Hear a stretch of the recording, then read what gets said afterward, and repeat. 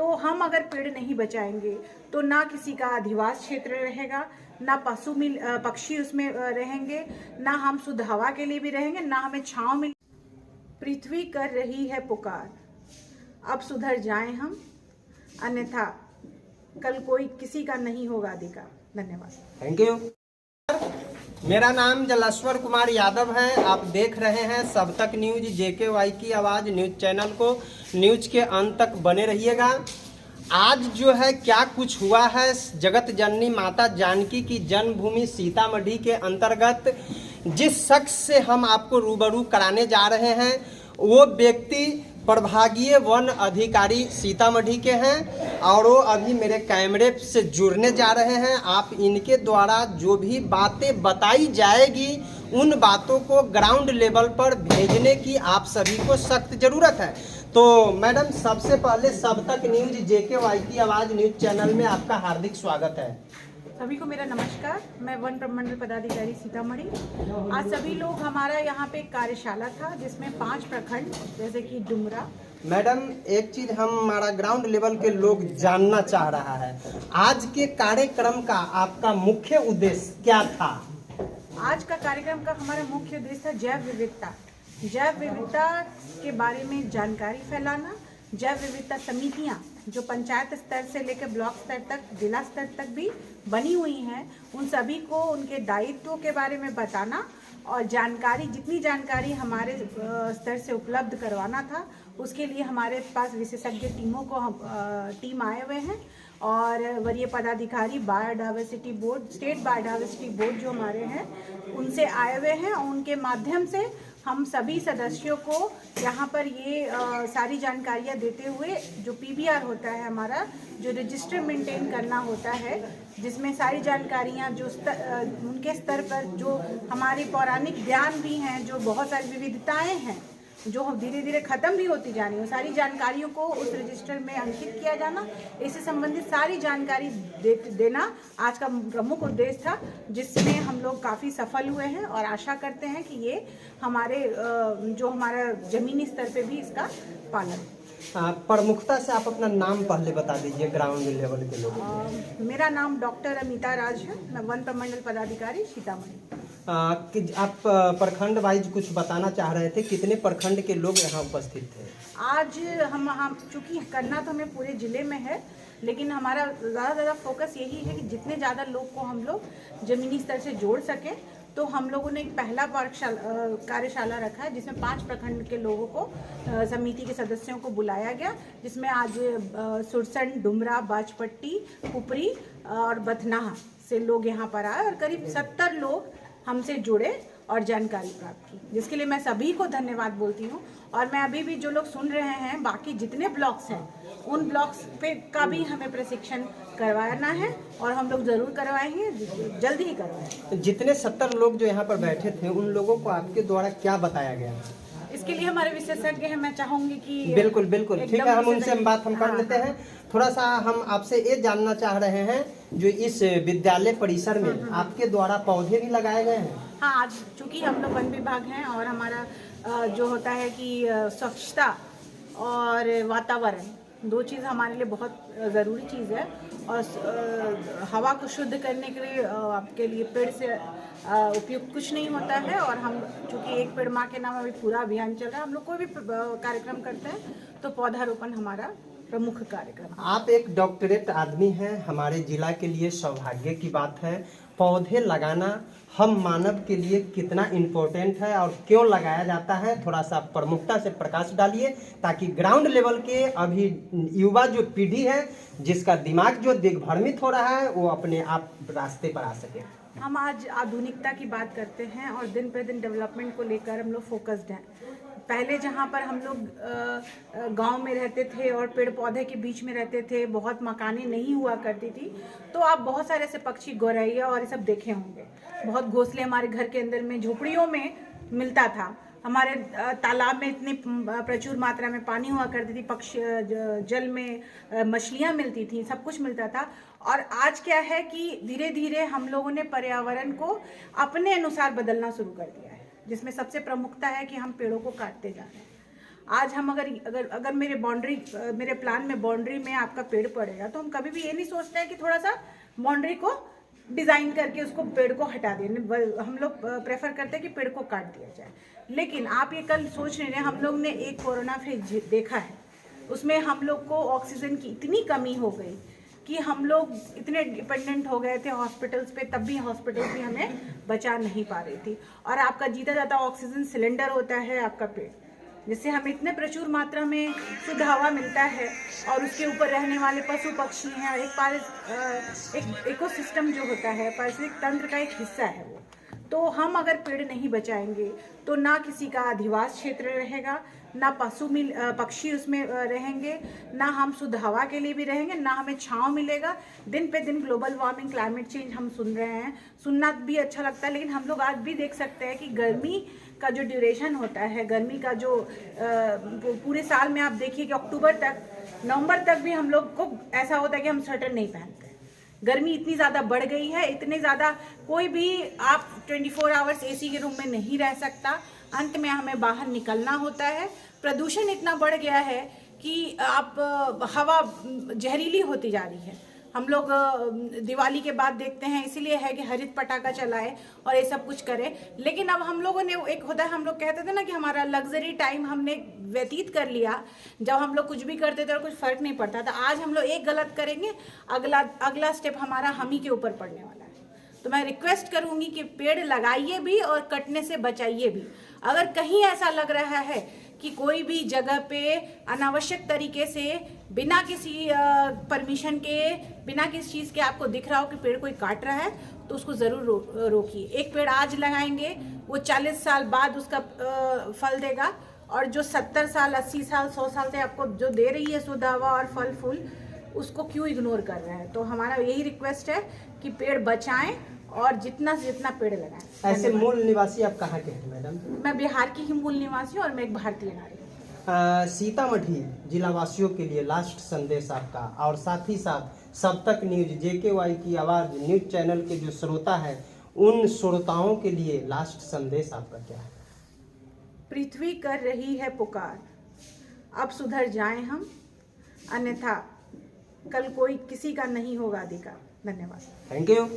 Sir अब madam का कहना था कि जो हमारे सीनियर यानी हैं और सीनियर अधिकारी हैं, तो आप इनके मुखारबिंद से इनका सेल्फ इंट्रोडक्शन जानिए।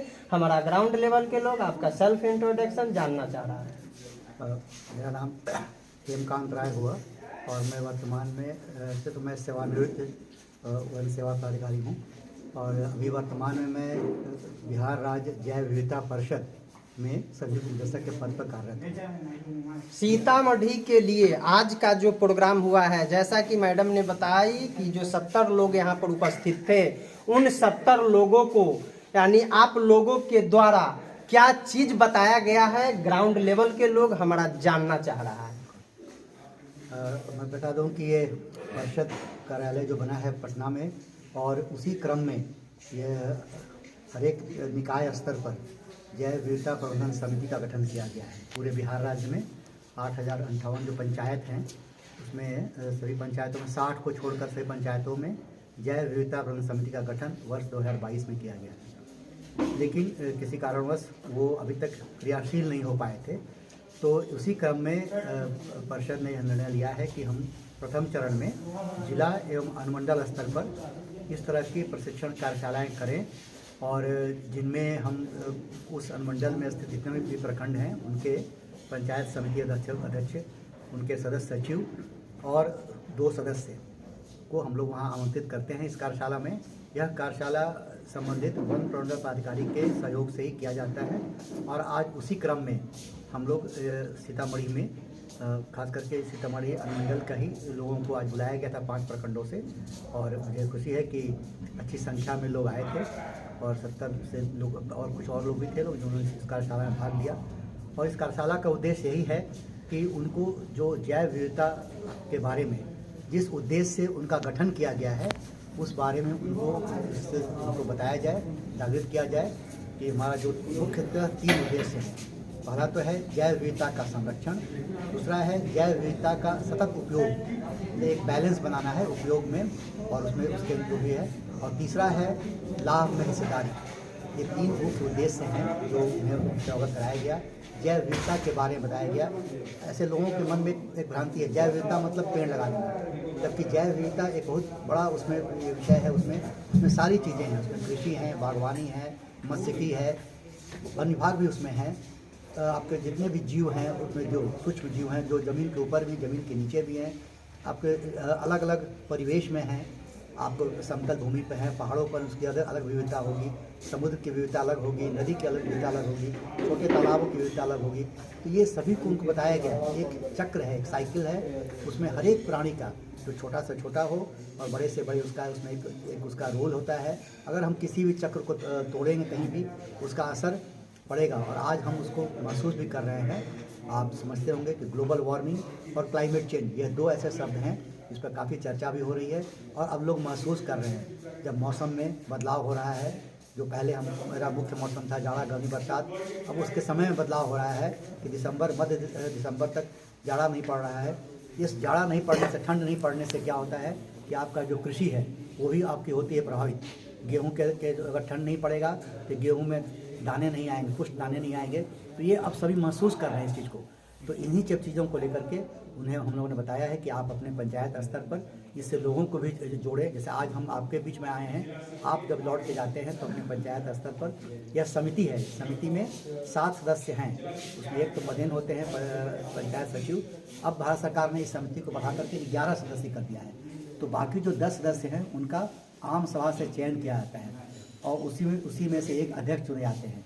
तो ये मेरा वही अनुरोध आज हुआ है कि आप जब लौट के जाते हैं तो जाकर के एक बैठक करें, अपनी समिति के सदस्यों से मिले, परिचय करें और एक प्रस्ताव बनाएं। जो भी आपको लगे कि आपके क्षेत्र में जो अभी है उसको कैसे हमको बचाना है। वो छोटा से छोटा कोई भी चीज़ हो, छोटे तालाब हो, छोटा अगर वितरक हो, उसको बचाना हो, पेड़ पौधा अगर चाहते हैं, अगर कोई खाली जगह है तो वहाँ अगर कोई पार्क करना हो। यहाँ तक कि हम लोगों ने बताया कि अगर कोई पुराना वृक्ष हो तो उसको भी हमको करना चाहिए संरक्षित। उसको हम लोगों ने उसका नाम दिया है विरासत वृक्ष। उसी तरह से अगर छोटा कोई पॉकेट हो, इस तरह का हो, जो उसमें अलग वहाँ की कुछ चीज़ें हों, उसको हम लोगों ने नाम दिया है विरासत स्थल। इन सब चीज़ों का भी संरक्षण किया जा रहा है। सर, जैसा कि आपने बताया कि जो 11 सदस्यीय टीम पंचायत में काम करेगी, जिसमें एक तो आपका गवर्नमेंट बॉडी होंगे जो पंचायत सचिव होंगे, शेष जो 10 व्यक्ति हैं वो कौन कौन लोग होंगे और किस तरह के लोग होंगे? आरक्षण वाले लोग होंगे या जनरल लोग होंगे? थोड़ा सा प्रमुखता से जानना चाह रहा है ग्राउंड में। अभी जो वर्तमान जो ये है संरचना है समिति की, उसमें 7 सदस्य हैं। उसमें 6 का चयन आम सभा से होता है और उसमें अनिवार्यता यही है कि वो उसी क्षेत्र के उनका वहाँ के निवासी होना चाहिए, उनके पास पहचान पत्र वहाँ के होने चाहिए। जहाँ तक उसके गठन का जो स्वरूप है तो जो 6 अभी तक जो चयनित होते थे उसमें 2 महिलाएं और 1 सदस्य अनुसूचित जाति और जनजाति की होती थी। तो 6 में से 3 ऐसी होती थी जिसमें किया है। बाकी जो सदस्य हैं वो उसमें कोई ये नहीं था, कोई बंधन नहीं था। अब ये संख्या बढ़ के हो जाएगी 11, तो फिर 10 का चुनाव होना है। तो उसमें अभी चूँकि यह जो संशोधन है दिसंबर 2023 में भारत सरकार ने लेके आया है, तो इसमें नियमावली बनेगी बिहार सरकार से और उसके फिर वो निर्णय सरकार को लगाएगी नियमावली। उन 10 को कोई आपके तरफ से या विभाग के तरफ से या सरकार के तरफ से क्या लाभ कुछ मिलेगा कि नहीं? लाभ ऐसे कुछ नहीं है। एक ये उनको ये जस्ट एक ऐसा समिति है ये कि इनको सुझाव देनी है अपने क्षेत्र के इसके लिए। उनका यही सहयोग होगा कि अपने क्षेत्र के लिए वो कुछ अपना सुझाव सहयोग देकर के जाना है। सरकार की तरफ से अभी तो उसमें कोई लाभ का ऐसा कुछ नहीं है। उन 10 को करना क्या है? 10 का ये है 10 + ये 10 का यही है कि अपने आसपास जो उनका पंचायत क्षेत्र है लोगों से मिलेंगे, संपर्क करेंगे। उनकी जो भी इस क्षेत्र में जो उनके विचार आएंगे, जो सुझाव आएंगे, उसको बैठक करेंगे लोग। उसमें एक प्रोसीडिंग बना करके उसको माइन्यूट्स लिख करके उसकी प्रतिलिपि संबंधित वन प्रभाग का जो DFO होती हैं उनको अधिनियम के तहत उनको बनाया गया है नोडल अफसर। हर एक ज़िले के लिए जो वहाँ के DFO हैं उनको बनाया गया नोडल अफसर। उनको वो अपनी उसकी प्रतिलिपि देंगी। एक प्रतिलिपि हमारे परिषद को देंगी और दूसरा प्रतिलिपि जो है समिति वह संबंधित विभाग को देंगी। तो ऐसा जो हम लोग का मानना है और यही सरकार का नीति भी है कि जो सुझाव वो लोग देंगे तो विकास तो होना चाहिए, लेकिन विकास के साथ हम लोग ऐसा देखें कि एक बैलेंस उसमें हो, विनाश न हो, बायोडाइवर्सिटी का लॉस नहीं हो, क्योंकि आज हम इस स्थिति में पहुंच चुके हैं कि अब और अगर विनाश होता है इसी तरह से, तो जो उसके प्रतिफल जो उसके कुप्रभाव पड़ रहे हैं वो हमारी पीढ़ी के लिए और बाकी अन्य जीवों के लिए भी घातक होंगे। यानी अधिक से अधिक सभी लोगों को मिलकर के गांव घर समाज में पौधे लगाना है। पौधे ही नहीं, पौधे तो मैंने बताया आपको ना, बिहार क्या है, बिहार एक कृषि प्रधान राज्य है। यहाँ 60% भूमि आपकी कृषि क्षेत्रों में है, तो जहाँ तक वन भूमि का है वो तो हमारा लगभग 8% है। तो इसमें जैव विविधता का मतलब सिर्फ पौधे ही नहीं है, इसमें सारी चीज़ें आती हैं, कृषि भी है, बागवानी भी है, मत्स्य की भी है, आपका जो मत्स्य पालन है, इसमें सारे पशु जन्य जीव सबको हमको, तो मैंने बताया आपको, यह एक चेन है, चेन में हर एक का एक रोल है, हर एक जो सूक्ष्म जीव हों या बड़े से बड़े जीव हों, इसलिए सभी का अपना।